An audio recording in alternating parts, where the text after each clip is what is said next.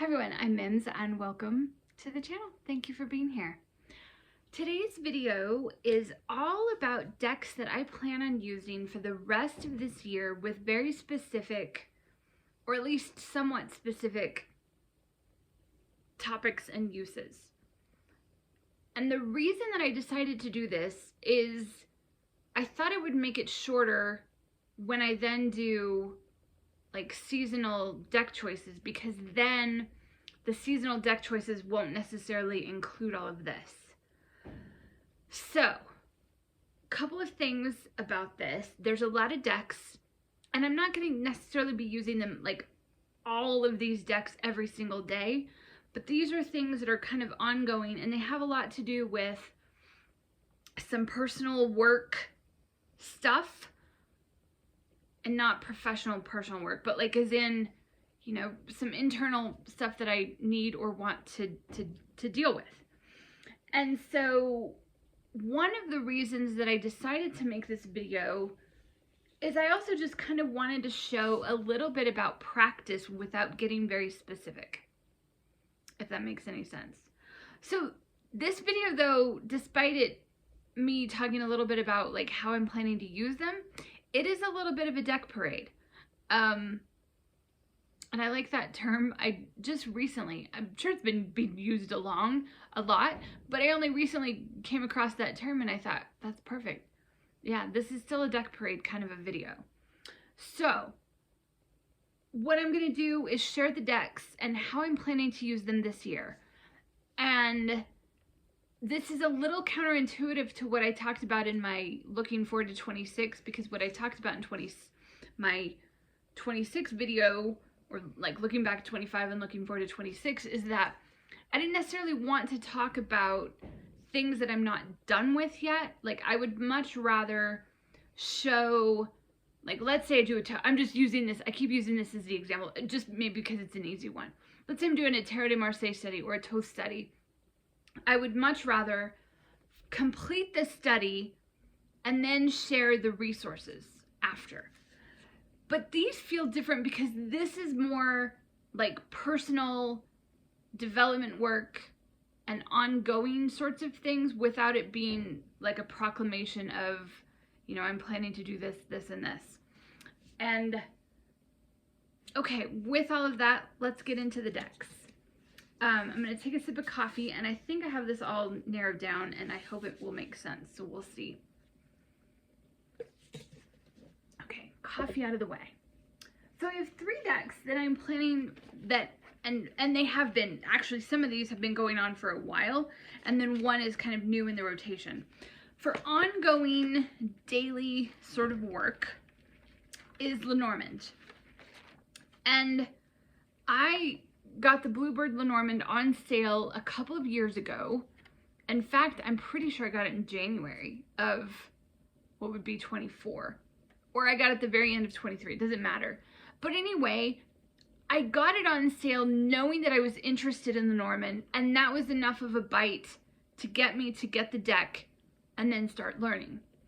And so what I've done over the last 2 years is I usually will draw a 3 to 5 card spread, and it's just been a way to practice. And it feels like, for me at least, it has been a lovely way to learn Lenormand, in the sense that, I mean, I'm not saying it's complete, like I think it's going to be an ongoing thing in the same way that tarot and oracle and so forth are. There's always more to learn. But one of the things that I really like about it is I liked what would I say? Kind of just that slow, ongoing thing, as opposed to like a shorter, intensive study. Although maybe a shorter, intensive study would have made me learn it a bit quicker. But I like this, and I like having this as a daily read, even if I am also drawing tarot cards and other things as well. It just still gives me kind of a good general message. So I usually use this in a 3 to 5 card spread. Sometimes I'll do the 9 box square? You know, 3, 3, and 3. And then you can read it across, you can read diagonal, and then you can read going down as well. And then with that, I'm just not crazy about, despite me liking antique or historical tarot decks, I'm not crazy about most of the art in Lenormand decks. They kind of just all look the same to me. So I made, at the suggestion of a comment on an older video of mine, it's kind of obvious, you probably don't really have to see the decks, but I took a playing card deck and I pulled out the 36 that correspond to the insets of these Lenormand cards. And then this is the deck that I use when I want to just do like a broader, like the Grand Tableau, where it's all 50, or no, not 52, when it's all 36 cards.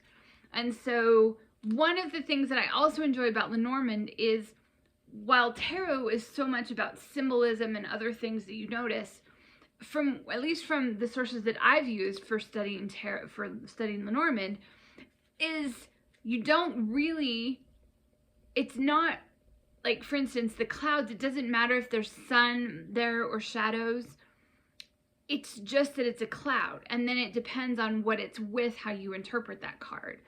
So in this case, I have no illustrations on any of the cards.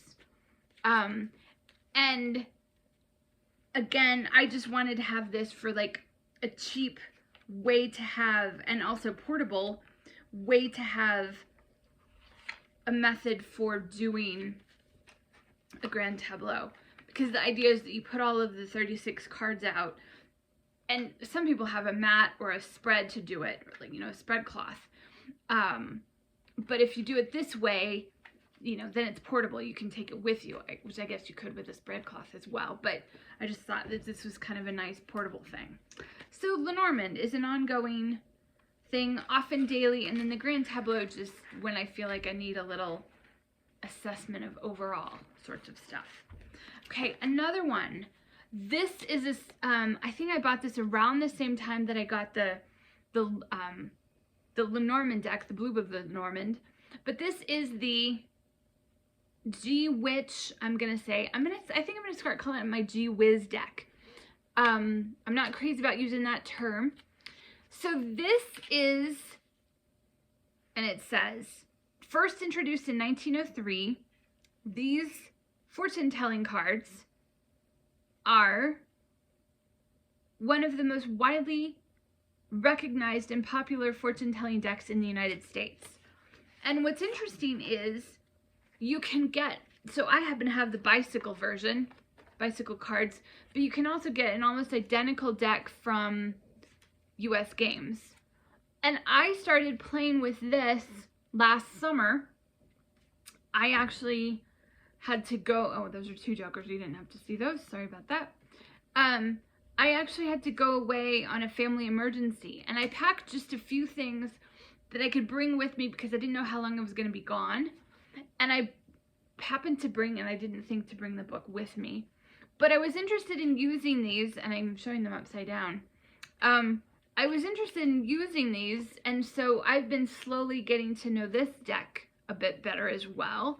And I usually do this like on a weekly basis. So I think in some ways this is a deck that would be, it does have all the Lenormand cards, and then it has a few other cards as well. So it's a full 52 card deck, and then if you count the Joker, even more. But you can also just use this as a playing card deck if you wanted. And so I'm just getting to know it, and that's, I don't, particularly because of the name of it, I don't know that I would ever use this to read with for someone else, but I'm enjoying getting to know it, and I'm really liking it. So those are both kind of just ongoing, working with daily and weekly, and also probably in some ways still of a study for the Lenormand, and then this is going to be kind of an ongoing study as well. And then last, for sort of like an ongoing kind of a weekly thing, I got this at the end of the year. It was on sale. This is the Tarot Spreads Year by Chelsey, Pippin, Mizzi, illustrated by Cara, Hudson. Now, this was a book first, and then it came out as a deck, copyright 2024. And what I like about it is there are 52 cards, and when I saw the option for getting the book or the deck, I just went for the deck. There's probably, I'm guessing, a little more detail, but this felt like enough, and it also felt somewhat portable. So you have 52 cards, and the idea, obviously based on 52, is that you could do one of these spreads a week. And so I just decided that that's what I'm going to do. And so you have shadow, let's see. I'm doing shadow for winter, and then care for spring, and then growth for summer, and change for fall. So, and I'm just doing them in the order that they are. And so you get 13 cards for each, you know, there's one a week. So you get 13 cards for each season. And so I started this at the very beginning of the year. And so what you see is on the front of the card is the spread, and then on the back is the reflections. Now, I've heard a critique saying, well, you have to flip it over. And I get it, but I feel like since I'm going to journal anyway, I'm going to, you know, jot down what they are. And this feels pretty good. What I like about it is you end up, so for instance, like in the shadow, like each of them end up having similar cards within each season. So there's one that's about, let's see, looking at them on the front, you wouldn't know what they're about. But on the back, like here's one about resources, intentions, spirit, mind, career, play. I think there's one on friendship, family, romance, etc. I just thought that it was a neat way, and I'm obsessed with spreads. I think I've talked about that before. But I love the simplicity of just, you know, and you could obviously work with this in several different ways, right? You could just pull out a card, or you could specifically look through it to find the spread for something that you feel interested in. But what I just decided to do is just kind of work with it like I am like a book. So, like, you know, this is the first, or was in the order. You know, working with that one and then putting it at the back and then continuing using it throughout the year. So that is the tarot spreads year. And I like having that for having a spread to work with each week. Okay, so those are kind of ongoing. Now, the reason that I put those kind of at the front is because I'm probably going to always have some ongoing decks, but those were sorts of ones that I think are going to continue regardless of what other decks I'm using on a day-to-day basis. Okay, another one that kind of falls into that is this deck. This is the Tarocchi Dell Immaginario. If you've seen a couple of my videos, you might know that I'm in love with the Ferenc Pinter deck, which I didn't know what it was for quite a while. But in a very lucky secondhand bundle or lot, when you're, you know how that goes, sometimes buying used decks, I came across, there were two other decks with this, but it was this Tarot of the Imagination. So the Ferenc Pinter deck, which I'll talk about in a minute, first came out as a majors deck, and it was published by Scarabeo. And so what I have done is, in fact, let me make sure so I don't mix this up. Okay, good. I just didn't want to mix up my thing. So I pulled 12 cards out for my year ahead. And the idea is, at least for me, it's not necessarily predictive, but it might be an energy that I need to pay attention to, or an energy that I need to consider for the year. So these are not the cards that I drew in the year, but the idea is that I'm going to pull one of these. Like I said, they're already in the deck in order. I already have those aside. And then that I would put it up on my shelf so that I can see it throughout the day and throughout the month. And I just really like that. And it's a neat way, I think, to work with a majors deck. So, and that's going to be one of my favorite cards of any tarot deck, anywhere, anytime. So, like I said, I had already pulled out the cards. Let me just do this so I don't get mixed up. Because I've done that almost twice, where because what I did is I put them on the top of the box so that I know, like, which one. Like, right now my January card is out on my shelf. So that is how I'm going to work with this deck, or how I've already been working with it. Just pulling it out and then, you know, thinking about that card throughout the month.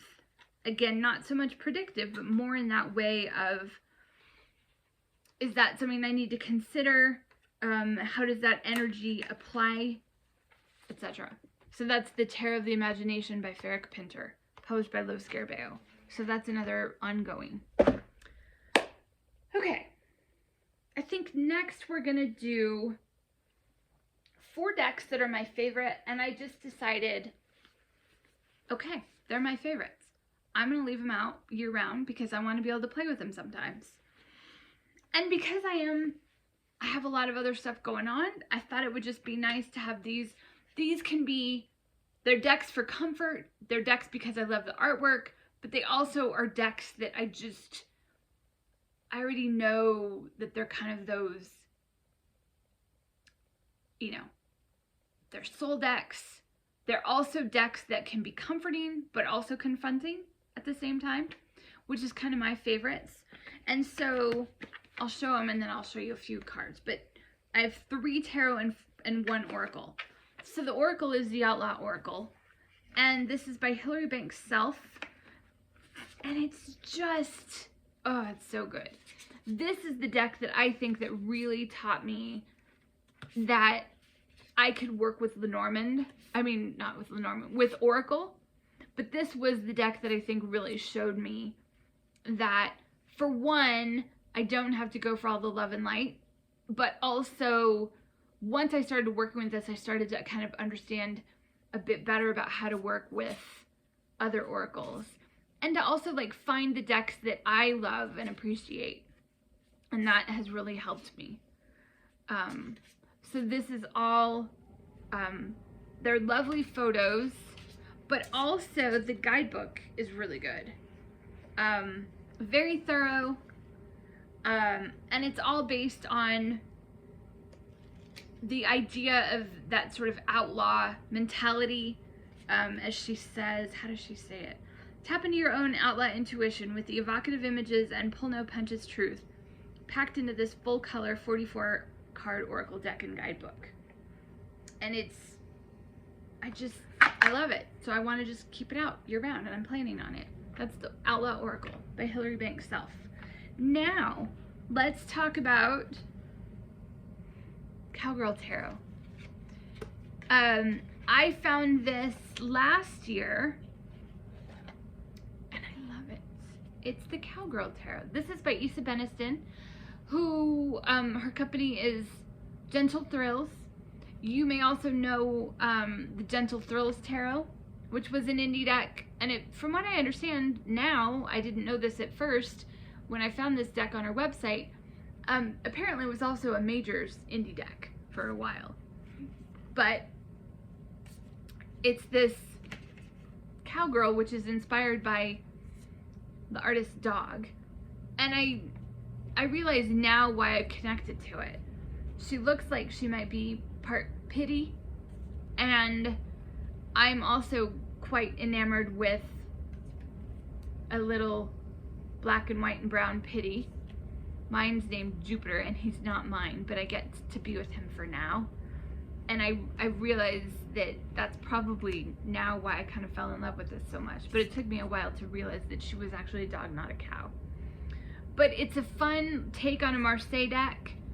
And she's just sweet and weird and goofy and funny. And it's such a lovely deck. I love it. So I know, like, yeah, why not keep out some of those decks that I just want to year round? And so that's the plan. And so I have 4 of those. So this is my second one. So it was the Outlaw Oracle, Cowgirl Tarot by Beniston. And then, we've already mentioned this, but this is the Ferenc Pinter. This is the Ferenc Pinter Tarot. This is published by Scarabeo. This is the one that, it's the full 80 or 78 card deck, sheesh. And the way that I found this deck was, why is half of the deck?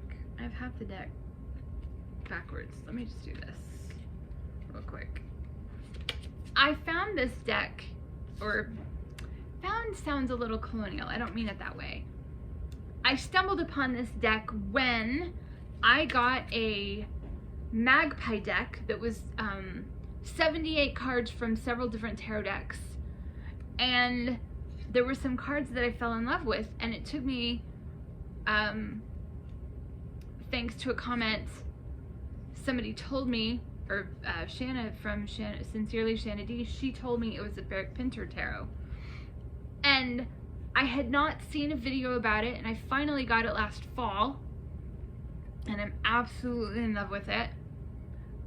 He was an Hungarian Italian artist, and he worked for years for, I think he made lots of like book covers and magazine illustrations and things. And then I'm not exactly sure how the Majors deck was first made. I know he was involved, so it wasn't just like someone like post-death, you know, gathering images. I don't know if the original 22 were curated from his existing art, or if he made those paintings and then they later worked together to expand it into the deck. I'm not exactly sure of all of that, but I'm absolutely in love with this deck. The art is amazing, and I'm in love with it. That's the Ferenc Pinter Tarot. So again, I just decided, yeah, I want to keep it out year round. You know, regardless of season. And then the last one that's just a deck that I want to keep out because I just love it, that is the Tarot of Hearts by Isabel Hayes. This is published by US Games, and these were all hand paintings, and I just love her work. And this is again one of those, I thought, it's not just that I enjoy the art, but it's not just that I love the artwork, those are the backs, but I also I'm in love with it. That has to be one of my very favorite death cards of any deck that I've ever seen. I love this work, and it can be, sometimes I just get lost in the images, and then sometimes it's that, you know, it just speaks to me in that, like, in your bones, in your heart, in your toenails kind of a way. And it's here, I'm about to drop a box. There we go. I could do it a little more closely. So that is Tarot of Hearts, and I think I've shown this almost every time, but I just think it's sweet. And it's funny because there's a dog across from me. Jupiter is taking a snooze, but there's a little dog in the bottom of the box with a little shirt on taking a snooze, and I think that's one of my favorite deck box details. I just think it's sweet. So this is the Tarot of Hearts by Isabel Hayes, published by US Games. So those are my, I want to leave them out all the time so that I can enjoy them and have them out to work with. So that's Tarot of Hearts, Tarot of Hearts, Ferenc Pinter Tarot, Cowgirl Tarot, and the Outlaw Tarot. And they don't have any specific jobs beyond that. I just love them, and I would probably consider these my 4 top favorite decks. Okay. Now,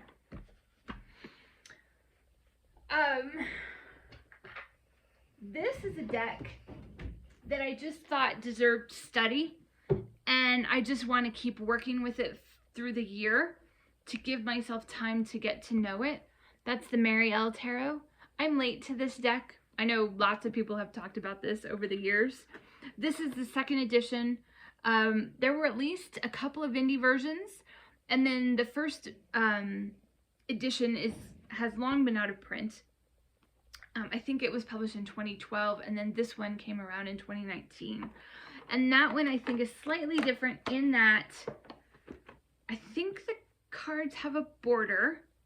I don't think they have the gilding, and I know that there are a few changes within the cards.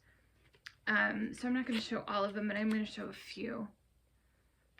And I wanted to get to know this deck better.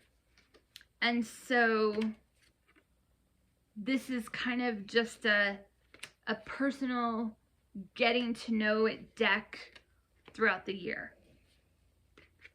So, and sometimes it's going to be, you know, like a deck study. And then other times it's just going to be getting, you know, working with it more so that I feel more familiar with it. And really working extensively with the guidebook. Let's see. I love the art. And I really like the guidebook as well. There's a lot in it. It really describes the symbolism, and it really, you know, gets into, you know, a little bit of tarot history, and it's just a deck that, for one, I'm really excited that I get to have it in my collection for the art, but also that I'm getting to know it slowly and surely. So that is the Marielle Tarot. This is the 2nd edition, published by Red Feather.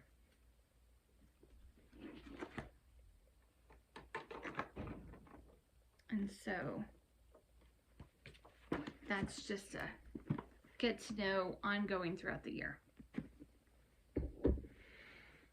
Okay, a couple of other decks that are also in some ways a get to know throughout the year, but they're specifically helping me to work with, I guess work with is the way to say it, 2 passions of mine that I have long talked about but always haven't committed to. And so this year I'm committed to learning more. So the 2 passions, or I'm going to call them passions. I know that's probably a cheesy way to describe it, but I don't know what else to say. Herbalism and learning how to crochet and knit. So the herbalism deck is kind of obvious. It's the Herb Crafters Tarot. I've signed up for a couple of classes, and then I've got some books and stuff to tackle this year. And while I'm probably not going to get too much into that on my channel, I did, and I've had this deck a while now, about a year actually. I love the artwork. This is by, I have to think about this. This is by Joanna, the artwork is by Joanna Powell Colbert, and it's written by Letitia Guthrie. And so I wanted this deck to help. For one, I just think the images are striking. And because I've long been interested in herbalism, but I've sort of just flirted with it, I haven't really ever committed. And so while I'm not in an official herbalism program, I do think that this sort of year of study will help me probably to decide, one, do I want to pursue further study? Do I want to do like an organized program? Or do I just want to keep doing self-work or self-study, you know, taking classes and workshops online and in person? Or do I want to commit to some kind of like training and certification and so forth? And would my practice just be for me and like, let's say people in a household? Or would it be that I would actually be working? That's some of what I want to learn and explore. So the possibilities are part of the study, but I just thought, yeah, let's throw that in. And quit talking about it and actually work on it. So that's Herb Crafter's Tarot. In my ongoing yet informal herbalism study. Where did the lid go? Oh, there's the lid. And then I'm learning to crochet and learning to knit, and why not pull this out and get to know it better? This is the Yarn Tarot for crocheters, knitters, spinners, and weavers. Let's see if it says. It's illustrated by Katie Ponder. What does it say? I think it says on the book. This is actually published by, is it published by like 6th Street Books, I think is what it's called? No, 6th and Spring. And it turns out they do, like they publish knitting and crochet patterns and things. It doesn't say who wrote it. Okay, well, I also just thought that the artwork was beautiful. It's a pip deck, but I love that it's inclusive. I love how you really can see all of the beautiful, like, I love that one.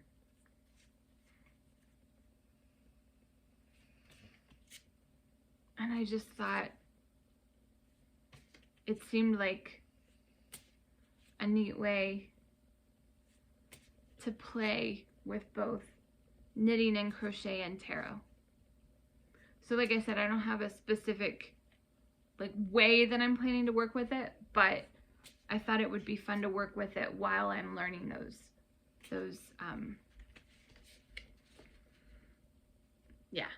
while I'm learning. So that is the Yarn Tarot. Illustrated by Katie Ponder. It's gonna bug me now why I can't find the author. Okay. Now, the rest of this, oh, okay. We've got a lot. One of the other things that I wanted to do this year is I feel like I need to get rooted again.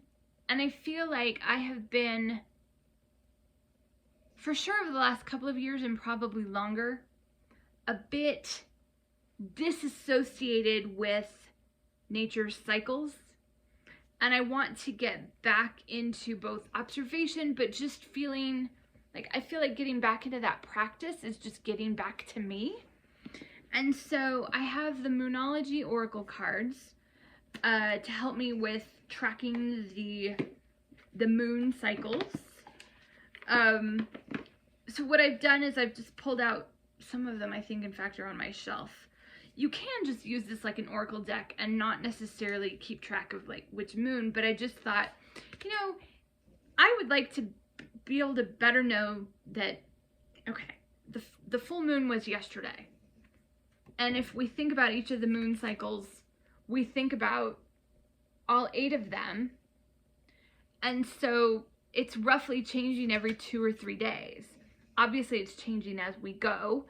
And again, we can decide, is it changing or is it the earth changing, etc. But one of the things that I love about the moon is also, like, I remember in astrology in college, not astrology, astronomy, astronomy in college, learning to tell time with the moon. And you can almost always see the moon, even when it might be hard to see the stars, you know, due to light, industrial light pollution or light pollution. And so what I have done then is pulled out the cycles of the moon cards. While I'm not necessarily always using the rest of the deck, I'm kind of divided it into two. I'll use these more just as the oracle, and then the others just to keep track, and I just keep the card out on my shelf so that I can see it, or on my desk so that I can see it. So that's the Moonology deck. This is by Yasmin Boland. The artwork is by Nyx Rowan. And then also kind of wanting to be more tied in with nature cycles, the Chelsey Oracle. I had heard about this, I don't know, a year or two ago from I've seen a couple of people on YouTube use it, and I looked it up, and it's one of those decks that, you know, you can obviously use it in a few different ways, right? But there's 52 cards, and so I'm having a hard time opening it. So what I decided to do, and because I did get it right near the solstice, the winter solstice, for one, it's got a lovely guidebook. And so if you want to go with it numerically, then each of the cards corresponds to a week within the cycle, you know, within the cycle of a year. And so I have it in order, and I can put it back in order fairly easily, but I'm pulling one of these cards out. The solstice happened to be on a Sunday, and so it's a fairly easy one to remember, that on Sunday I just pull out the newest one, and then I have it right next to the Moonology cards. And the other thing that I like about it is I like having something that's kind of in that weekly sort of practice. So it's a lovely guidebook. There's quite a bit in here. You have things about symbolism and the guidance, and then you can use it as an icon, as a portal. There are ecological connections and guidance, and there's even a creative prompt and some practice. So it might depend on the week, either how much time or what suits my mood, but I really like having this guidebook to go with it. And so, like I said, I'm pulling these cards out weekly, but I'm following it in the order. So that's the Chelsey Oracle. So those are my sort of nature sorts of cycles. And then to tie in with that, I had started and stopped this in 25, and so I picked it up again, and I'm doing a year in the Wildwood. I think usually people start the year in the Wildwood like in the spring, but I decided to, I got the book before I even had the deck, and I think this, like, you can obviously use this by itself, but I also just thought this looked really pretty when I have some of these cards out with the Chelsey Oracle and the Moonology cards, the colors and so forth. And I just thought it would be a neat thing to tie all three of those together. And so I'm following some of the prompts with the Year in the Wildwood book. And I don't have it in a box, so I forget who the artists and the creators are. But I'll list them, all of these decks, below. They're all mass market, I think. There's a couple of indie decks, but most of these are readily available, even the indie ones. So those are kind of ongoing weekly and, yeah, weekly and then every few days, but these three feel all tied together to me. The Wildwood Tarot, the Chelsey Oracle, and the Moonology deck. Moonology Oracle. Okay, let me put those down. Okay, now we have another ongoing, but this one doesn't really have a specific practice. And I'm actually circulating this with the other two decks. So I have Soul Cards 1 and 2, as well as the Portals of Presence. And they are all by Deborah, ooh, I forget her name. Deborah Chapin. And Soul Cards 1 and 2 came out first, and the Portals of Presence I think is only 2 or 3 years old. So it's all of this striking artwork, and I like pulling out a card just when I'm in the mood. So sometimes I'll have a card out daily. Sometimes I'll pull one out and leave it out for a few days. Sometimes I'll leave them out for a month, a week or so. Sometimes I use it for just journaling and creativity. Sometimes it helps me get into maybe some other things. And so I just decided that I'm having one of the 3 decks in circulation. Soul Cards 1 and 2 are the same size. The Portals of Presence, I'm just showing Soul Cards 1 right now.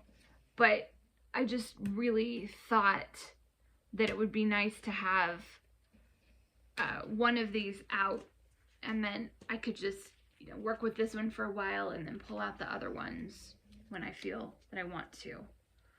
And there's several different ways you can use it, but like I said, I'm using them sometimes for journaling prompts, sometimes just as a creative writing sort of a thing, and then I'm also doing maybe some internal work with them as well. Just kind of depending on the mood and the card and what else I'm working on. So this is not necessarily daily, but it is ongoing throughout the year. And those 3 decks will be in rotation. Okay.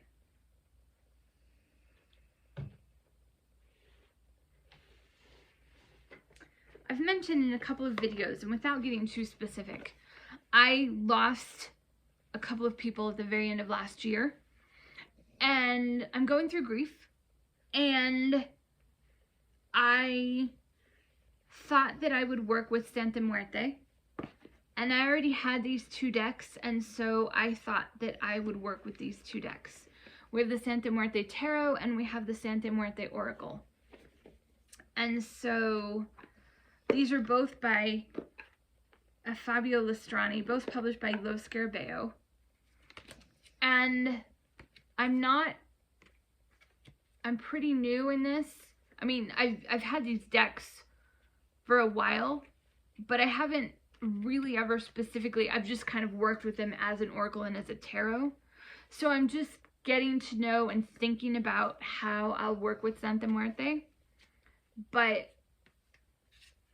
my plan is that this is an ongoing thing, and as a way to connect to those who have passed, and also to connect with grief and acknowledge that loss, and also that reminder that they're still here, just maybe in a different way. So that's the Santa Muerte Tarot. And I'm trying to talk in generalities because while I like showing, I'm not trying to just do a deck parade.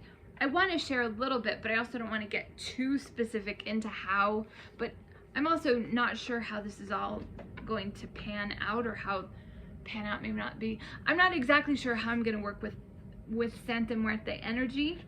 And so this is a beginning of this one. And so here's some of the oracle cards.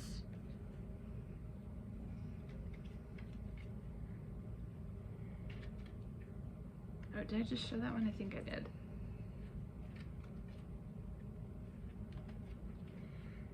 And so I'm sometimes leaving these cards out as well.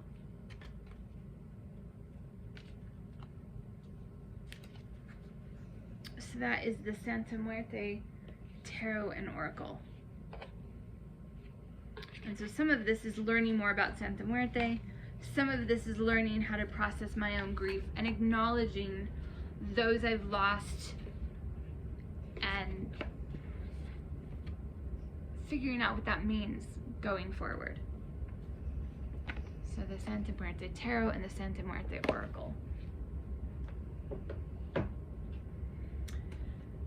And then I'm doing some shadow work, and I thought I would go with the most obvious shadow deck, the Tarot of Unknown Shadows. This is published by Dark Cinnabar.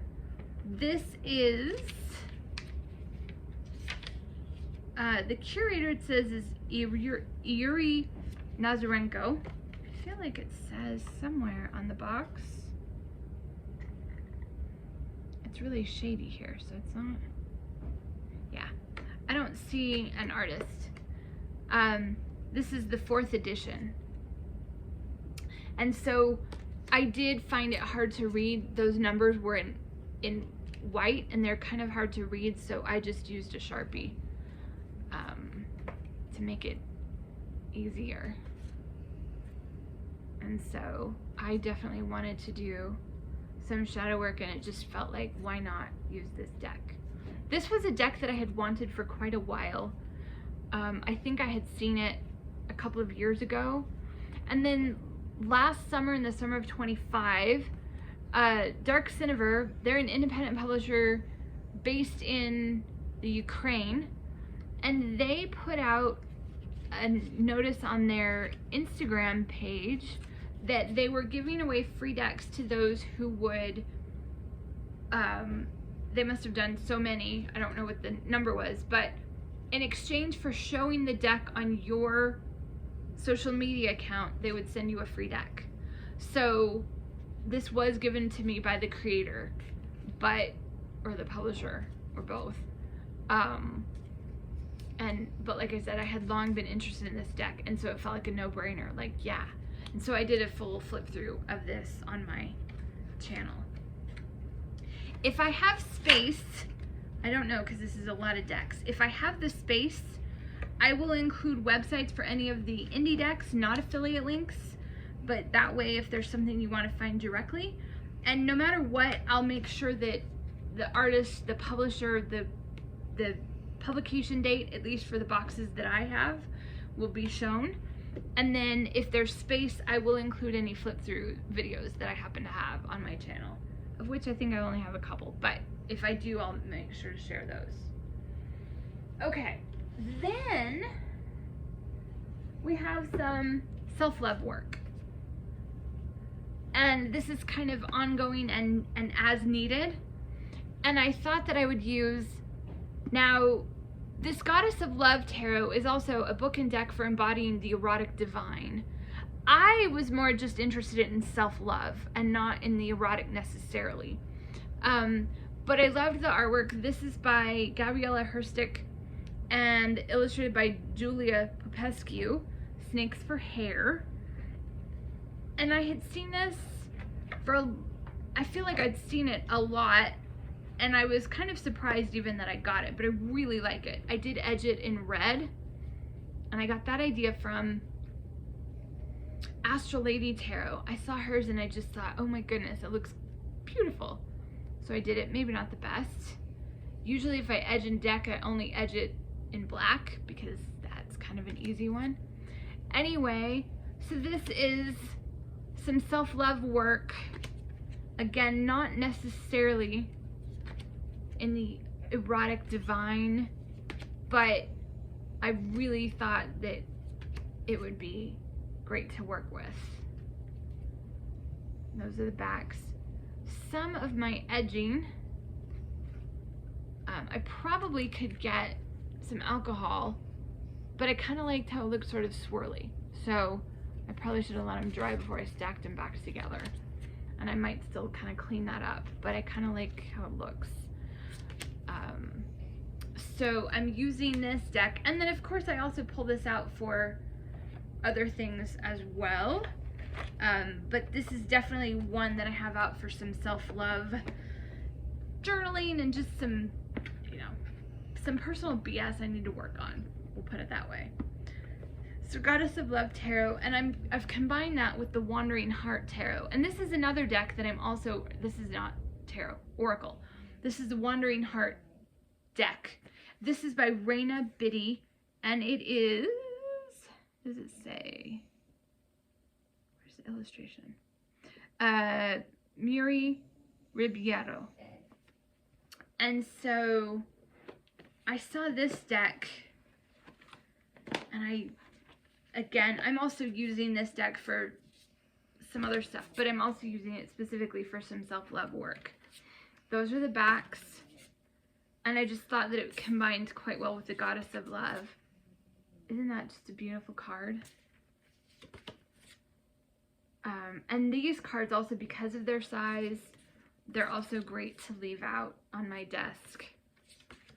And so sometimes I'll do a spread with both the tarot, the Goddess of Love tarot, and then sometimes, you know, depending on what I feel like needs some attention, I might grab one of these daily or weekly. It really just varies. But that is the Wandering Heart deck, and it's an oracle by Raina Biddy, and the illustrations are by Muri Ribeiro.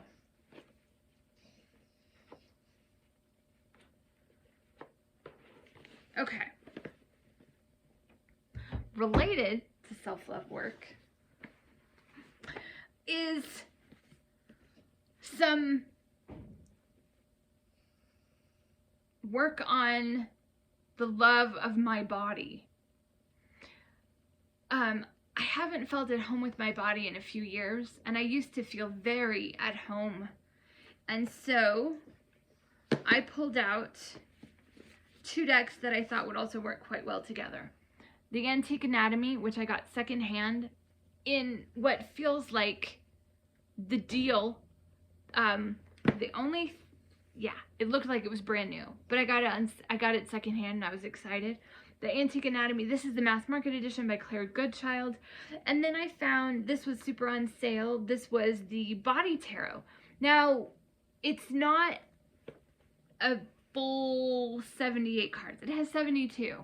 I don't know why they couldn't just figure out 6 more cards.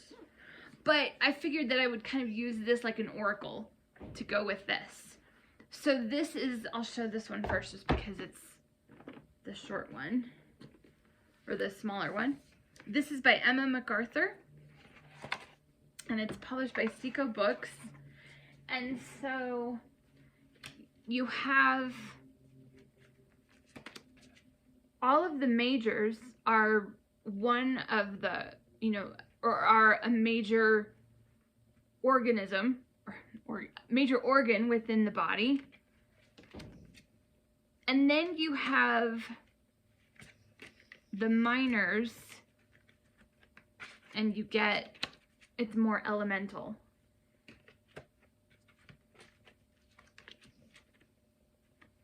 But it's a good little guidebook, and I love the backs. I love the heart.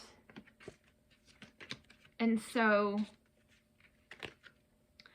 I thought that this made sense. I'll just kind of do a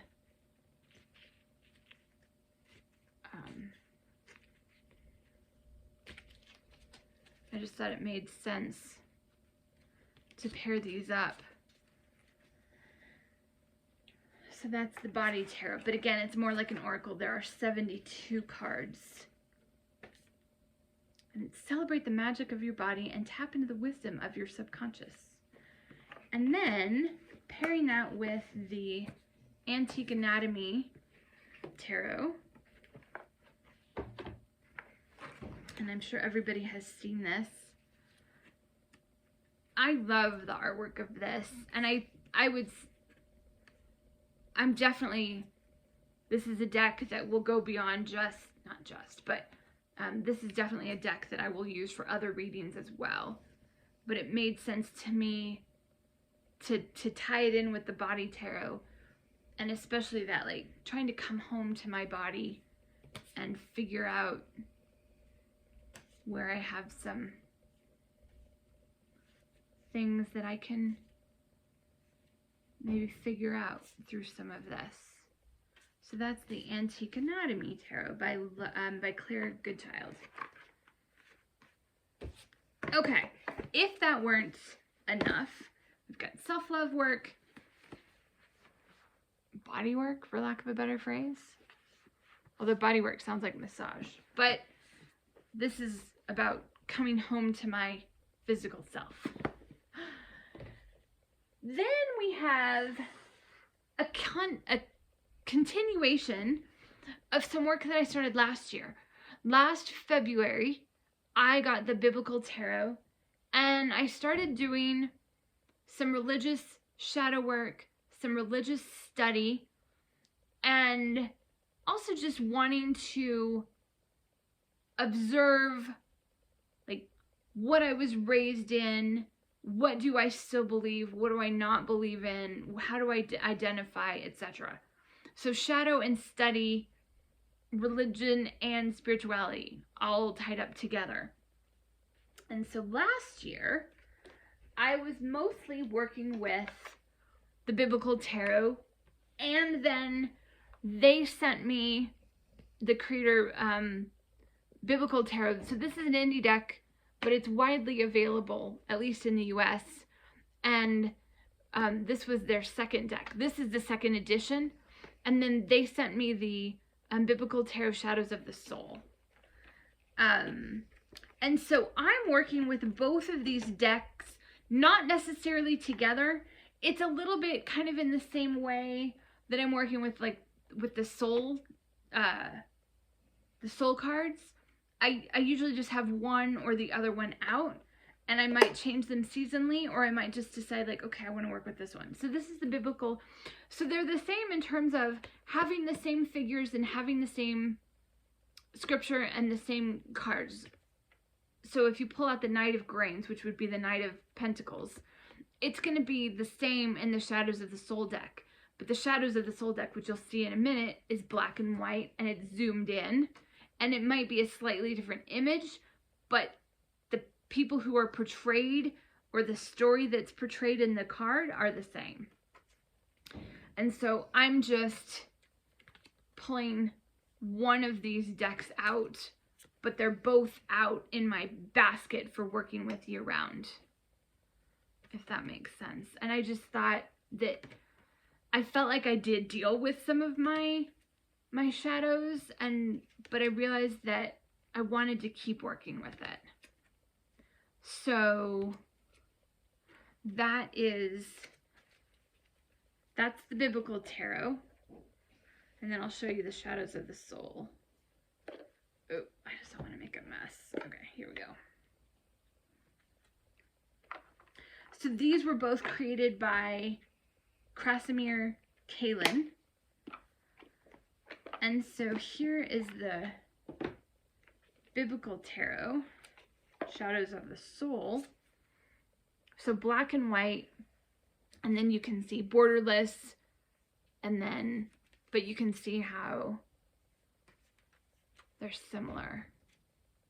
And like I said, if we showed them side by side, you would see that many of the images are, if not the same, almost the same.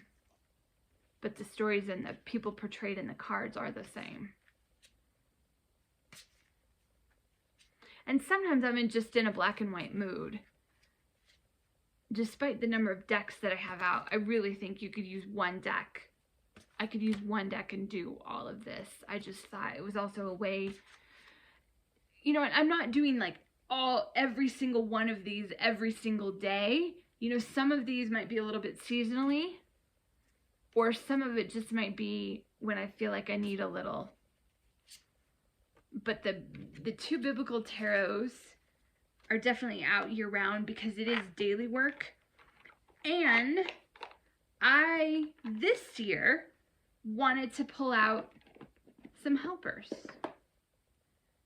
And I started working with Kyle Gray's two decks, the Angel Guide and the Angel Guide Oracle and the 22 Archangels Oracle. I've combined them into what he calls a mega deck. I just have them together in one bag. They're both illustrated by Jennifer Hawkyard. And so I'll pull out one of these cards to go with one of the biblical tarot decks, and I'll just have one of those cards out. And I usually do that daily. And I just put them up on the shelf, maybe after I've journaled. And so you can kind of see the differences, but you can also see how they work quite well, particularly because it is the same artist. And so that is the Angel Guide Oracle and the Archangel's Oracle by Kyle Gray, illustrations, artwork by Jennifer Hawkyard. And then 3 other decks. I don't have all of these, like they're in that basket of this ongoing stuff, but I don't necessarily have all of them out with the biblical tarot, but I think of all of these as like helper decks to go along with it. So we have the Mary Magdalene Oracle by Megan Waterston, illustrations by Moonjube. This is published by Hay House. I think it was an indie deck first, but I wanted to learn more about Mary Magdalene, and it felt appropriate to work with it along with this, you know, more study, more looking into shadows and spirituality and religion for myself. And so those are the backs. So that's the Mary Magdalene Oracle.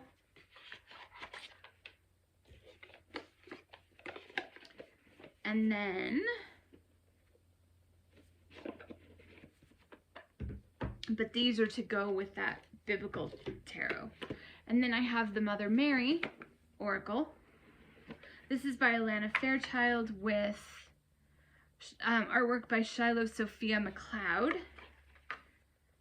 And I love this artwork. So again, I usually have either the Mary or the Mary Magdalene deck, one of those out. Maybe with the biblical tarot and then one of the angel or archangels from that mega deck. So it's nice to have these little helpers out. I'm calling them helpers. Considering my ongoing study and shadow stuff, I like having them out on my desk or out on my table or out on the shelf that I can see them throughout the day. I work from home. I don't read tarot from home. I mean, I read tarot for myself at home, but I'm not a tarot reader, but I'm an online teacher, and so I do work from home, and so I do love having these out that I can see them. Nobody on my online classes would be able to see them, but I love being able to see them throughout the day. And the last one in all of this stuff is the Illuminated Deck of Holy Souls. This is by Lindsay Williams. You may know her from the Desert Illuminations Tarot. And so she put this deck together. This also has saints and archangels as well as other figures. And so I have been pulling one of these cards out as well. And I also enjoy it because the artwork is a little bit different, and so it's kind of fun to see. I don't know. I just love having the different art from these different decks all next to each other. And I really love this deck with the, just aesthetically, with the biblical tarot. I feel like this black and white and then these really bright colors go well together. But I usually will have like all 4 or 5 of those, you know, one card from each out throughout the day. So there we go. That's my ongoing stuff, decks that are for shadow, for religious and shadow study and spirituality, some personal love and some personal body coming home work, I'm going to call it. I have some Santa Muerte work, some decks that I just want to have out for comfort, some decks to go with passions of mine, and just some ongoing daily draw and study. So that's what we've got. Oh, and then some ecological and moon cycle and year work. So I will continue to do this throughout the year, and I may do some kind of a video at the end about how it felt with working with all of these. Like I said, it doesn't necessarily mean that I'm pulling out every single deck every single day, but a lot of them are in that periodic way. The punctuation of a week, the punctuation of a day, weekly sorts of study, and that kind of ongoing getting to know another deck. So there we go. Hope you're well. I hope you're taking care of yourself, and I hope you're finding joy. I appreciate you being here, and I hope that you are finding ways to take care of yourself and the earth and others in a mutual aid sense. And I hope to see you in another video. And in fact, the next video that I'm going to make is going to be my decks that I'm working with for the remainder of the winter until the spring. But I thought that I would divide it up so that my seasonal deck stuff, you don't necessarily have to see all of these other decks. And then I'll probably just link this video when I do those seasonal deck videos. Okay. Thanks so much. I hope you're well. Take care. And thanks for your time.